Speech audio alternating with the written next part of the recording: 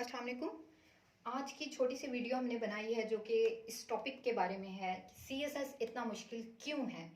क्यों हम लोग जब सीएसएस के बारे में सोचते हैं तो हमें लगता है कि कोई बहुत ही इंटेलिजेंट और ब्रिलियंट बच्चा ही इस एग्ज़ाम को क्वालिफाई कर सकता है और एक एवरेज स्टूडेंट के लिए ये ऑलमोस्ट इम्पॉसिबल है।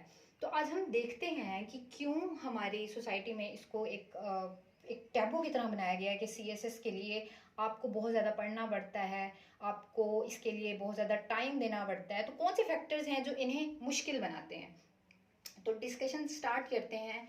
तो मेरे नज़दीक जो सबसे पहला फैक्टर है जो सीएसएस को बहुत ज़्यादा मुश्किल बनाता है वो हमारा फेलियर ऑफ एजुकेशन सेक्टर है। वो कैसे? क्योंकि हमारे एजुकेशन इंस्टीट्यूशंस में हम लोगों को बेसिक इंग्लिश नहीं पढ़ाई जाती। तो एक तो जब हम सीएसएस के बारे में सोचते हैं तो हमारे दिमाग में जो सबसे पहला वर्ड आता है वो ये वर्ड होता है। जो भी हमें अगर एक गलती से कोई बंदा कह दे कि मैंने सीएसएस करना है तो हम सबसे पहला क्वेश्चन ये करते हैं, आपको इंग्लिश आती है? तो क्यों हमारे जो स्टूडेंट्स हैं वो एमए करने के बाद या मास्टर करने के बाद या बीएस करने के बाद बीए करने के बाद क्यों हमारा इंस्टीट्यूट उन बच्चों को इस काबिल नहीं बनाता कि वो एटलीस्ट इंग्लिश में किसी भी करंट सिचुएशन के बारे में एक पैराग्राफ लिख सकें?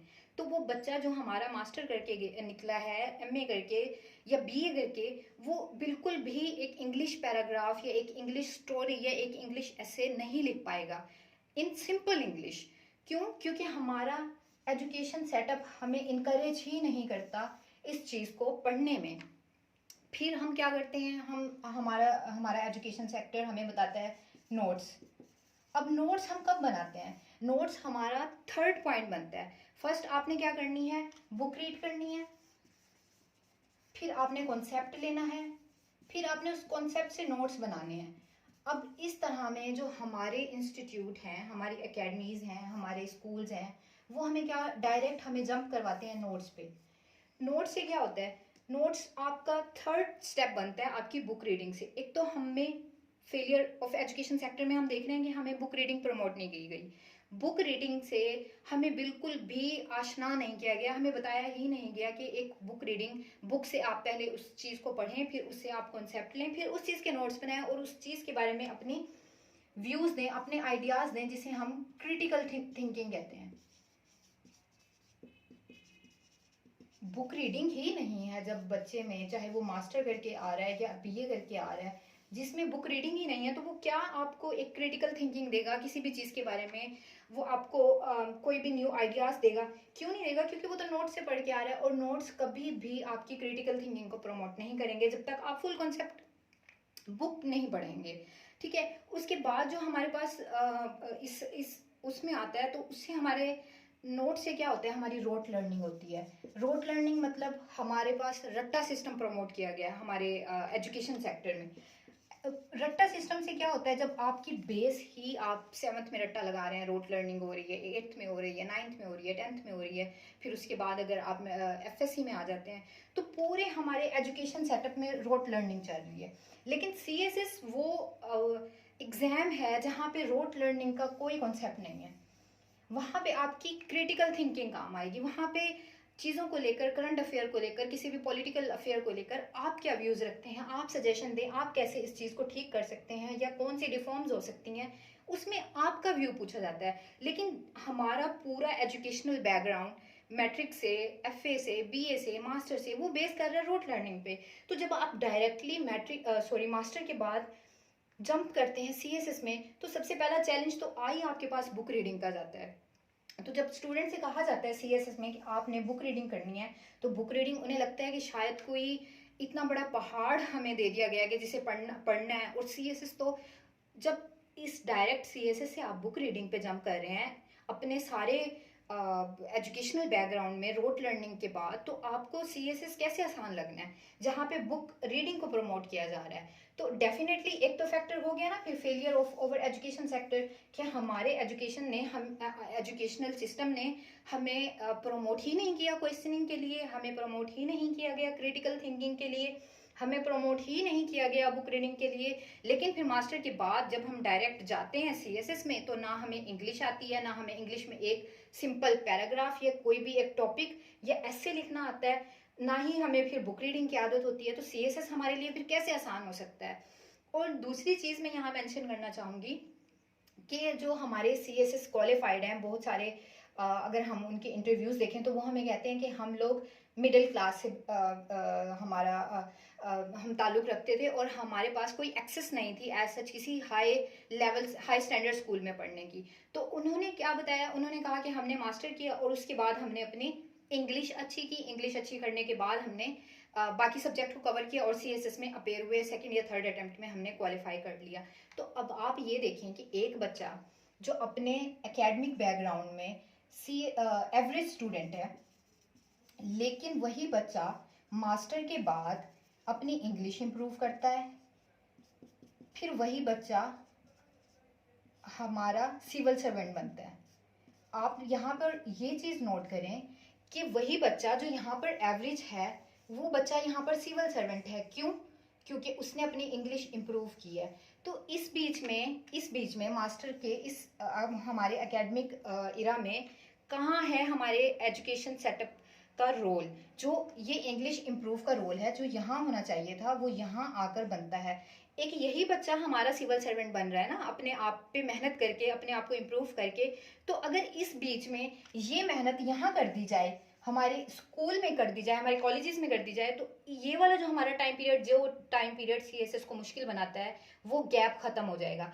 उसके बाद आप डायरेक्ट मास्टर के बाद सीएसएस करें जब आपके पास बुक रीडिंग की हैबिट है, आपके पास क्रिटिकल थिंकिंग है, आपकी क्वेश्चनिंग एबिलिटी है, आपको सोचने दिया जा रहा है, रोट लर्निंग प्रमोट नहीं की जा रही, तो फिर आप डायरेक्ट मास्टर के बाद सिविल सर्वेंट बन सकते हैं। आपको तो ये बिल्कुल मुश्किल नहीं लगेगा। गैप तो हमारा इस सारे फेज में आ रहा है ना, ये सारी चीजें हमारे सीएसएस को मुश्किल बना रही हैं।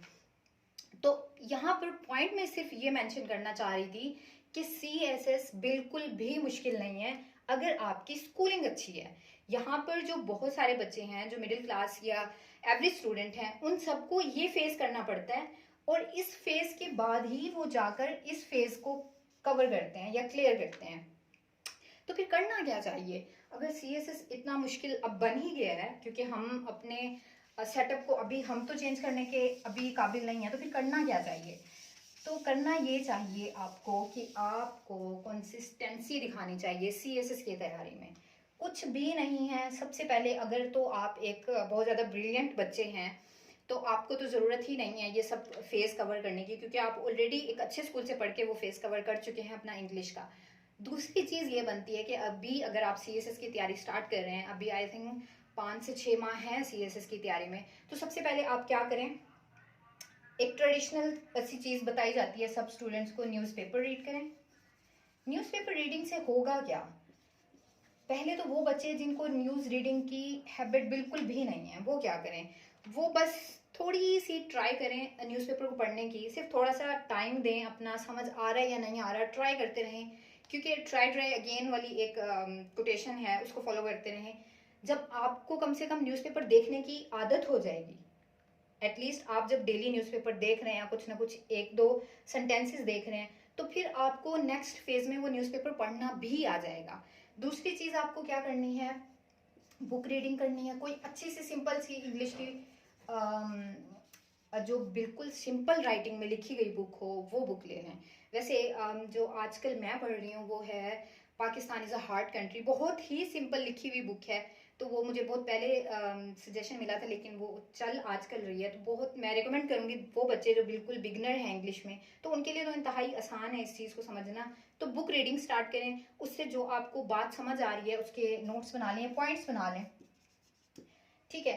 दूसरी चीज़ है आपका सेल्फ कॉन्फिडेंस। आपने क्या रखना है, आपको अगर कोई बंदा ये कह रहा है कि आप सीएसएस नहीं कर सकते, तो उसकी बात तो आप बिल्कुल ही ना सुने। क्योंकि बाज़ दफ़े ऐसा होता है कि हम लोग जब सीएसएस के बारे में सोचते हैं, स्टार्ट करने के बारे में सोचते हैं, तो हम कोई अच्छी एकेडमी ज्वाइन करते हैं। हालांकि हम उस लेवल पे जब हम एकेडमी ज्वाइन करते हैं हम ज़ीरो पे होते हैं। तो जब हम एकेडमी ज्वाइन करते हैं, वहाँ पे हम जब क्लास में बैठते हैं, तो बहुत सारे बच्चे ऐसे होते हैं जो सेकंड या थर्ड अटैम्प्ट वाले होते हैं, जो थर्ड अटैम्प्ट दे रहे होते हैं और वो फिर भी एकेडमी जा रहे होते हैं। तो वो जब क्वेश्चनिंग कर रहे होते हैं ना सर से, सेकंड या थर्ड अटेम्प्ट वाले या फर्स्ट अटेम्प्ट वाले भी जो अच्छे मतलब थोड़े इंटेलिजेंट होते हैं, जब वो क्वेश्चनिंग कर रहे होते हैं ना, तो जो फर्स्ट अटेम्प्ट और जीरो से स्टार्ट हुआ हुआ बच्चा है ना, वो बड़ा कंफ्यूज हो जाता है। वो उसी दिन डिसाइड कर लेता है कि सीएसएस शायद मेरे लिए नहीं बना, या मैं सीएसएस को नहीं कर सकता। तो जो सीएसएस में आप सीएसएस की प्रिपरेशन में जो लाजमी चीज़ है ना, वो अपने आप पे आपको कॉन्फिडेंस होना चाहिए। अपने आप को किसी दूसरे के साथ रिलेट नहीं करना आपने, कि ये तो बच्चा इतना अच्छा पढ़ रहा है और मैं तो ये कर ही नहीं सकता। जब तक ये चीज़ नहीं होगी ना आप में, आप सीएसएस नहीं कर सकेंगे। अपने आप पे कॉन्फिडेंस रख के आहिस्ता आहिस्ता अपनी तैयारी जारी रखें, न्यूज़पेपर पढ़ें, कोई अच्छी सी बुक रीड कर लें, और आपको थोड़ा सा करंट अफेयर के बारे में भी पता होना चाहिए। करंट अफेयर्स के बारे में आपको जब पता होगा तो आप लोग चीज़ों को रिलेट कर सकेंगे। फॉर एग्जांपल, छोटी सी एग्जांपल देती हूँ। अभी अगर श्रीलंका की एग्जांपल ले लें, तो श्रीलंका के आपको पॉलिटिकल सिस्टम का या श्रीलंका के आपको पॉलिटिकल क्राइसिस का पता होगा, तो आप उसको किसी भी पॉलिटिकल सिस्टम के साथ कंपेयर कर सकते हैं। ठीक है, अब for example most of the time Pakistan के साथ रिलेट किया जाता है, तो अब अगर आपको करंट अफेयर का पता है, तो इसी तरह अब एक पॉलिटिकल प्रॉब्लम में हमारे तमाम इश्यूज कवर होते हैं। तो अपने आप को अपडेट रखें करंट अफेयर के साथ, नोट्स बनाते रहें, कोई अच्छी चीज़ पढ़ कोई अच्छी बुक रीडिंग स्टार्ट करें, और उसके बाद न्यूज़पेपर भी पढ़ते रहें। जो सबसे इम्पोर्टेंट चीज़ है, जो मैं बताना भूल रही थी शायद, वो है राइटिंग प्रैक्टिस। अगर आप एक छोटा सा आर्टिकल पढ़ रहे हैं, छोटा सा, उसमें अगर आपको कोई चीज़ समझ आई है, तो उसको कोशिश करें लिखने की। आप उसे लिखेंगे, या अगर आप बुक पढ़ रहे हैं, आपको कोई एक चीज़ अच्छी लगी है, तो आप ट्राई करें उसको लिखने की। अब आप पहले स्टेप में उसको देख के भी लिख सकते हैं, कोई प्रॉब्लम नहीं, आप देख के लिखें। फिर आप एक न्यूज़पेपर पढ़ रहे हैं अगले दिन, फिर उसमें कोई एडिटोरियल पढ़ रहे हैं, कोई ओपिनियन पढ़ रहे हैं, आपको कोई बात अच्छी लग रही है, उसको लिख लें, देख के लिख लें। आप एटलीस्ट 1 मंथ तक देख के लिखते रहें। देख के लिखने से क्या होगा, आपको सेंटेंस का जो स्ट्रक्चर है ना, वो पता चलेगा।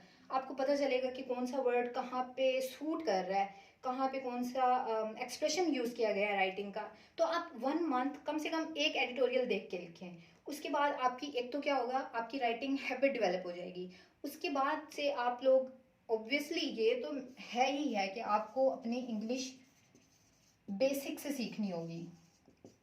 इस क्लासेस के साथ साथ आपको ये सब जारी रखना है। आपको करंट अफेयर देखने हैं, आप बेसिक इंग्लिश की क्लासेस भी ले रहे हैं, वो तो कंपलसरी है। उसके साथ आपने ये चीज़ें चला के रखनी है। आपने थोड़ा सा 1 घंटा 2 घंटा न्यूज़पेपर को दे दिया। अगर आप बिगनर्स हैं तो आपको थोड़ा टाइम ऑब्वियसली लगेगा न्यूज़पेपर को पढ़ने में, उसको समझने में। फिर कोई बुक ले लें, उसका एटलीस्ट 1 पेज, अगर 1 पेज नहीं पढ़ा जा रहा स्टार्ट में, तो एटलीस्ट एक पैराग्राफ पढ़ें, स्टार्ट लें। स्टार्ट लेना बहुत मुश्किल है सीएसएस में। अगर आपने इन चीज़ों को 1 मंथ तक कर लिया, तो आपकी खुद ब खुद हैबिट बन जाएगी न्यूज़पेपर उठाने की, उसको पढ़ने की, बुक का एक पैराग्राफ पढ़ने की। फिर उसमें जब आप ये सब चीज़ें कर रहे होंगे ना, तो कॉन्फिडेंस आप लोगों में खुद ब खुद डेवलप हो जाएगा। आप लोगों को लगेगा, जब आप इन सब चीज़ों को फॉलो करेंगे, तो आप लोगों को लगेगा कि अब मे बी मैं इस पोजीशन में आ गया हूँ कि मैं सीएसएस करने के बारे में सोच सकता हूँ। आप डीमोटिवेटेड नहीं होंगे, लोगों की बातों से आप लोगों को कॉन्फिडेंस आएगा कि मुझे कुछ ना कुछ पता चल रहा है, मैं न्यूज़पेपर पढ़ रहा हूँ, मैं करंट अफेयर देख रहा हूँ, मुझे चीज़ों को कंपेयर करना सीखना है अभी। क्योंकि फर्स्ट स्टेज में अगर आप बहुत ज़्यादा अच्छे स्टूडेंट हैं तो आप करना सीख जाएंगे, वरना ये थोड़ा टाइम लेंगी चीज़ें। उसके बाद राइटिंग प्रैक्टिस, तो obviously it's very crucial in the CSS exam. और उसके बाद आप लोगों में सेल्फ कॉन्फिडेंस भी होगा। ठीक है, तो इसी तरह जब आप इन सब चीज़ों को फॉलो करेंगे, तो यकीन जाने सीएसएस आपके लिए बिल्कुल भी मुश्किल नहीं रहेगा। क्योंकि सीएसएस बेसिकली फेलियर है हमारे एजुकेशन सेटअप का, जो हमें इनकरेज ही नहीं करता उन सब चीज़ों के लिए जो सीएसएस मांगती है। तो आप इन सब चीज़ों पे वर्क करें, फिर आप ये वाला वर्ड भूल जाएंगे। जब यहाँ पे होगा ना सीएसएस इज डिफिकल्ट, तो ये नहीं लगेगा आपको। क्योंकि जो इन सब चीज़ों पे काबू कर लेगा ना, उसके लिए सीएसएस बिल्कुल भी मुश्किल नहीं होगा। तो मेरे चैनल पे आपको सीएसएस से रिलेटेड काफ़ी हेल्पफुल मटेरियल मिलता रहेगा। तो यहाँ पे मैं इस चीज़ को एंड करूँगी। तब तक के लिए आप मेरे चैनल को सब्सक्राइब कर लें, ताकि आपको इसी तरह की अच्छी और सीएसएस से रिलेटेड वीडियोस मिलती रहें। Thank you.